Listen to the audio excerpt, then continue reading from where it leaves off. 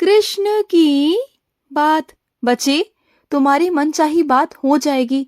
तुमने जो मुझसे कहा है ना कि कृष्ण मेरा मनचाहा काम करवा दो, तो करवा दूंगा, चिंता मत करो। अब वही होगा जो तुम्हारे मन में है। मैं जानता हूँ मेरे बच्चे कि तुम्हारे अंदर कोई छल कपट नहीं, कोई दिखावा नहीं। मेरे बच्चे, तुम जो करते हो दिल से करते हो, जिसके लिए भी करते हो दिल से करते हो, ये मैं जानता हूँ मेरे बच्चे। तुम बिल्कुल चिंता मत करना, इस बार तुम्हारी जीत निश्चित है मेरे बच्चे, निश्चित है। और मैं कर कर रहूंगा। तुम्हारा कृष्ण तुम्हें वहां तक लेके जाएगा जहां तक तुमने सोच रखा है मेरे बच्चे। और सुनो, मेरे कुछ बच्चों पर मुझे बहुत नाज है, बहुत नाज है, क्योंकि उन्होंने वो कर दिखाया जो कोई नहीं करके दिखा सकता था। तुमने वो करके दिखाया मेरे बच्चे जो तुम्हारे लिए आसान नहीं था, लेकिन फिर भी तुमने इतनी कठिन परीक्षा के बाद भी तुमने वो जीत हासिल की मेरे बच्चे। मुझे बहुत खुशी हुई। आखिरकार तुमने वो कर दिखाया, तुमने अपने कृष्ण का नाम बहुत ऊंचा किया। मुझे तुम पर बहुत बहुत गर्व है मेरे बच्चे। और आगे चलकर ना तुम्हारे लिए तालियां बजेंगी मेरे बच्चे, जरूर बजेंगी। और तुम्हारे लिए शाबाशियां भी होंगी। और वो भी लोग तुम्हारे साथ खड़े रहेंगे जो हमेशा तुम्हारे विरुद्ध खड़े रहते हैं, जिनको हमेशा एक मौका चाहिए होता है तुम्हारे लिए, तुम्हारे खिलाफ बोलने का। अब देखना, वो लोग भी तुम्हारे साथ ही होंगे। तुम बिल्कुल चिंता मत करो, बिल्कुल भी मत करो। और सुनो, तुम्हारी लाज को तुम्हारा कृष्ण बचाएगा मेरे बच्चे, चिंता मत करो। जहां तुम्हें जाना है ना, और तुम्हें लग रहा है ना कि वहां जाकर तुम्हारे हालात, तुम्हारी परिस्थिति किसी के सामने ना आ जाए, किसी को पता ना चले कि तुम्हारे साथ क्या घटित हो रहा है। मैं जानता हूँ मेरे बच्चे, तुम्हें अपनी इज्जत की, तुम्हें अपने परिवार की ना बहुत ज्यादा परवाह है। और तुम अपने इज्जत के आगे ना किसी को नहीं देखते हो। और मैं तुमसे वादा करता हूँ कि तुम्हारा कृष्ण तुम्हारी इज्जत की लाज रखेगा मेरे बच्चे। जो भी तुम्हारे हालात है ना, वो किसी के सामने नहीं आने देगा मेरे बच्चे, किसी के भी सामने नहीं। और जैसे तुम करवाना चाहते हो, जो चीज पूरी चाहते हो ना, वो सब हो जाएगी। तुम्हारी लाज मैं रखूंगा, तुम चिंता मत करना। और कैसी भी चीजें सामने नहीं आएंगी मेरे बच्चे। और सुनो मेरे बच्चे, अगर तुम्हारे हाथों किसी के लिए शिक्षा का दान होना, तो वो जरूर करना मेरे बच्चे।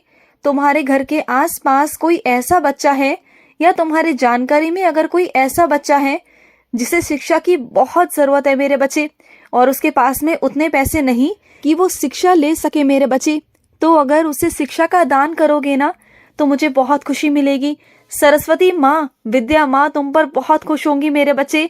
और अगर तुम ऐसा करोगे ना, तो मैं सच कहता हूँ, तुम जितने रास्तों पर चल रहे हो ना, आगे बढ़ रहे हो, तुम्हें सरस्वती माँ का बहुत आशीर्वाद मिलेगा मेरे बच्चे, बहुत बहुत आशीर्वाद।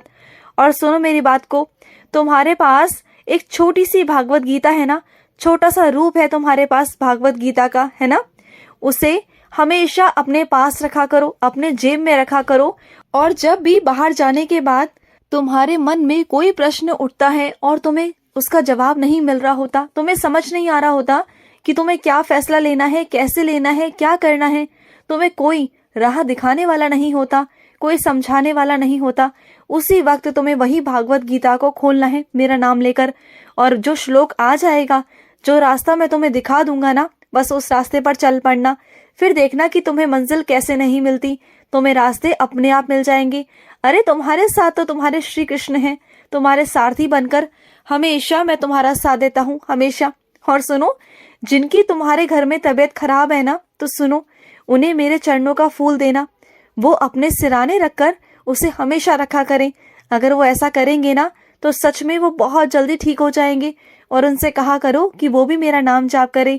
और अगर वो नहीं कर सकते ना, तो किसी भी फोन के जरिए या किसी यंत्र के जरिए वहां पर मेरा भजन या मेरा नाम जाप रख दो, जिससे वो सुन सके। अगर वो कर नहीं सकते तो वो सुन तो सकते हैं ना, उन्हें सुनवाओ, जितना हो सके सुनवाओ। देखना, उन्हें बहुत जल्दी फर्क पड़ेगा और वो बहुत जल्दी ठीक हो जाएंगे मेरे बच्चे। और सुनो, तुम जो प्रार्थना कर रहे हो ना, हर रोज मुझसे प्रार्थना करते हो, जिस चीज के लिए कर रहे हो, जिस इच्छा के लिए कर रहे हो, मैं उसे पूरी जरूर करूंगा, चिंता बिल्कुल भी मत करना। सब हो जाएगा मेरे आशीर्वाद से, सब होगा, चिंता बिल्कुल भी मत करना। और सुनो, कुछ अपने बच्चों से कहना चाहता हूँ। उन्होंने एक बार कहा था कि वो हनुमान जी को चोला चढ़ाएंगे, लेकिन वो भूल गए, किसी कारणवश वो अपनी कुछ चीजों में इतना उलझ गए कि वो उस मन्नत को भूल गए। जो उन्होंने हनुमान जी से कहा था ना, तो हनुमान जी ने तो उनकी इच्छा पूरी कर दी थी, लेकिन तुम वो पूरी नहीं कर पाए मेरे बच्चे। लेकिन अब ध्यान रखना, अब जो भी मंगलवार आएगा ना, उस मंगलवार को हनुमान जी को चोला जाकर चढ़ा देना मेरे बच्चे। जो तुम्हारे जिंदगी में बाधाएं आ रही है ना, जो परेशानी आ रही है, वो इसी वजह से आ रही है मेरे बच्चे। क्योंकि जब हम कोई मन्नत मांगते हैं ना, तो उसका बोझ हमारे ऊपर होता है, तो जाकर पूरी कराना मेरे बच्चे। और सुनो, तुम चाहते हो ना कि तुम्हारे कंधे से कंधा मिलाकर कोई तुम्हारे साथ चलने वाला हो, जो तुम्हें सही मार्ग दिखाए, जो तुम्हारे साथ हंसे बोले, तुम्हारा दर्द बांटे, तुम्हारे साथ तुम्हारी खुशियां बांटे। आजकल तुम अपने आप को बहुत अकेला महसूस करते हो, मैं जानता हूँ। तुम एक ऐसा साथी चाहते हो जिसके साथ तुम अपनी पूरी जिंदगी बिता सको, जो तुम्हारे कंधे से कंधा तो मिलाए, लेकिन तुम्हारा जीवन साथी भी बनकर, तुम्हारा हम सफर बनकर तुम्हारे साथ चले, है ना? यही चाहते हो ना? तो मैं दूंगा। बहुत जल्द तुम्हारी जिंदगी में एक ऐसा इंसान आएगा, एक ऐसा जीवन साथी आएगा, तुम देखना, जो कंधे से कंधा मिलाएगा तुम्हारे साथ, जो तुम्हारे जीवन साथी से पहले पहले ना वो तुम्हारा मित्र भी होगा। वो देखना, उसके साथ तुम बहुत बहुत खुश रहने वाले हो, बहुत खुश रहोगे तुम उसके साथ। और सुनो, तुम्हारे जीवन में जो भी परेशानी है ना, जो भी दुख है, एक काम करना, एक चिट्ठी पर लिखना, एक संदेश लिखना, और जो खाटू श्याम जी जा रहा हो ना, उसे वहां पर पहुंचवा देना। वो उनकी दान पेटी में जाकर डाल आएगा। बस इतना कर देना तुम, और बाकी मुझ पर छोड़ देना। बाकी सारा सब कुछ हो जाएगा, बिल्कुल चिंता मत करना। और जो खाटू श्याम जी जा रहा है ना, वो भी तुम्हारे सामने बहुत जल्दी आ जाएगा। उस इंसान के माध्यम से अपने संदेश को मुझ तक पहुंचा देना। देखना, खाटू श्याम की इतनी कृपा होगी ना कि बहुत जल्द तुम्हारी वो इच्छा पूरी हो जाएगी। चिंता बिल्कुल भी मत करना।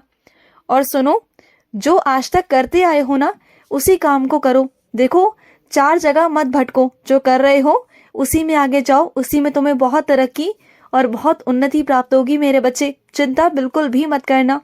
और सुनो, जब वाहन चलाते हो ना, तो थोड़ा आराम से चलाया करो, तेजी से मत चलाया करो, थोड़ा आराम से चलाया करो। देखो, कहीं जाने की जल्दी होती है तो समय से पहले निकल जाओ ना। लेकिन इतना तेज वाहन चलाना क्या सही है तुम्हारे लिए? बताओ, कितनी बार ऐसा हो चुका है कि दुर्घटना घटते घटते बची है तुम्हारे साथ? कितनी बार तुम्हें मैंने बचाया, कितनी बार। हाँ, ऐसे मत किया करो। देखो, जहां जाना होता है ना, या तो पहले से निकल जाओ या फिर आराम आराम से जाओ। इतनी जल्दबाजी नहीं होनी चाहिए, समझ रहे हो ना? और सुनो, तुम ना मेरे लिए एक छोटा सा तौलिया लेकर आओ। जब तुम मुझे स्नान कराते हो ना, तो स्नान कराते ही ना तुम मुझे वस्त्र पहना देते हो। ऐसे मत किया करो। पहले मुझे स्नान कराओ, फिर मुझे अच्छे से तौलिए से पोंछो, और उसके बाद ही मुझे वस्त्र पहनाया करो। क्योंकि ठंड हो गई है ना मेरे बच्चे, तो मुझे भी ना ठंड लगती है। जब तुम गीले मेरे शरीर पर वस्त्र पहना देते हो ना, तो मुझे भी ठंड लगती है। तुम जानते हो ना कि अब ठंड का मौसम आ चुका है। जैसे तुम्हें ठंड लगती है ना, वैसे मुझे भी लगती है। और जब तुम मुझे स्नान कराओ ना, तो तुरंत ही मेरे आगे भी एक अदरक वाली चाय लाकर रख दिया करो। अब कहोगे काना, आप तो गरम गरम दूध पीते हो। तो हाँ, पीता हूँ, लेकिन अब ना ठंड हो गई है, अब मुझे अदरक वाली चाय पिलाया करो। जैसे तुम्हें मिट्टी के कुल्हड़ में चाय पीनी पसंद है ना, ऐसे मुझे भी पसंद है।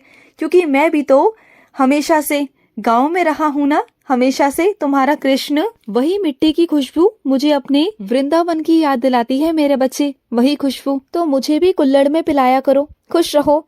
आज का रात्रि कृष्ण संदेश समाप्त हुआ। जय श्री कृष्ण।